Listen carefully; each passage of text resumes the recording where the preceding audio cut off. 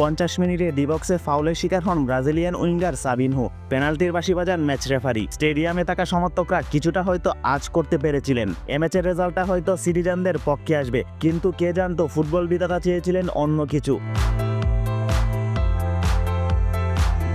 Spot kick নিতে আসা Erling হালান্ডের shot ফিরিয়ে ম্যাচের নায়ক এভারটনের গোলরক্ষক। ফিরতি হেডে যদিও বল জালে জড়িয়েছিল ফিল ফোর্ডেন, কিন্তু সেখানেও ভাগ্য সহায় হয়নি সিটিজেনদের।